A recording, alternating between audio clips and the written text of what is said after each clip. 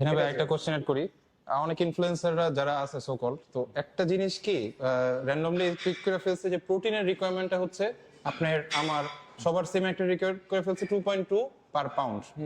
ঠিক আছে, যেমন যে কেউ বলতেছে যে ভাই আমার প্রোটিন কত নিব, আপনি জিজ্ঞেস করবে যে আপনার ওজন কত, পাউন্ডে কনভার্ট করেন, আপনার 2.2 গ্রাম লাগবে পার ওয়েট। সো এইখানে কিছু ডিফারেন্ট আছে যে সবাই চিন্তা করে যে না আমার বডি ওয়েট এত আছে, পাউন্ড এত আছে, তার মানে আমার পাউন্ড করেই আমার প্রোটিন নিতে হবে।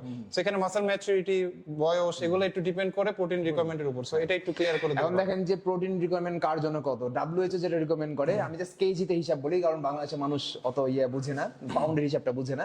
কেজিতে হচ্ছে 1 কেজি মানে বডি ওয়েট, মানে আইডিয়াল ওয়েটের উপরে, মানে 1 কেজি আইডিয়াল বডি ওয়েটের উপরে 1 গ্রাম প্রোটিন। এটা হচ্ছে 1 গ্রাম থেকে 1.5 গ্রাম প্রোটিন হচ্ছে যারা যে স্বাস্থ্যকর জীবন যাপন করতে চায়, যারা ব্যায়ামও করে না তারা খাবে 1 গ্রাম করে প্রোটিন। অর্থাৎ আপনার ওজন যদি 70 কেজি হয় তার মানে তো আপনি আইডিয়াল 70 কেজি নাও হতে পারে। ধরেন একজনের হাইট কথা 5 ফিট, 5 ফিট হাইটের একটা মানুষের আইডিয়াল ওয়েট হতে পারে 60 থেকে 65 কেজি। সে যদি 70 কেজি হয় তাকে আগে জানতে হবে তার আইডিয়াল ওয়েট কত।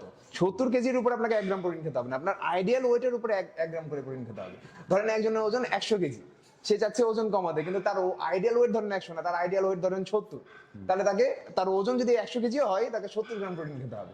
অর্থাৎ আপনার আইডিয়াল ওয়েট কত সেটার চার্ট আপনি গুগলে পাবেন, সেটা জানার পর আপনাকে ওই পরিমাণ প্রোটিন খেতে হবে। কারণ আমাদের প্রোটিন কিন্তু আমাদের ফ্যাটকে সাপোর্ট দেয় না, মাসলকে সাপোর্ট দেয়। যার ওজন 100 কেজি তার বডিতে তো পুরো 100 কেজি মাসল নাই, চর্বিও তো আছে। তো এখানে বুঝতে হবে আপনার বডিতে আইডিয়াল মানে লিন মাসল কত, লিন মাসলের উপরে প্রোটিনের কাউন্ট করতে হয়।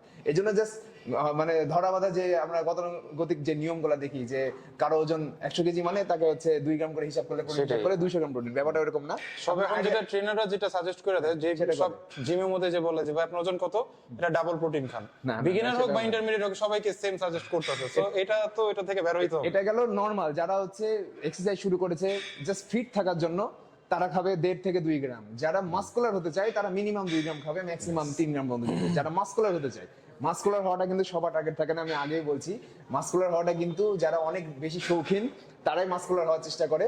আর হচ্ছে যদি আপনার উদ্দেশ্য না থাকে লাইফে যে আপনি ফিটনেস লাইনে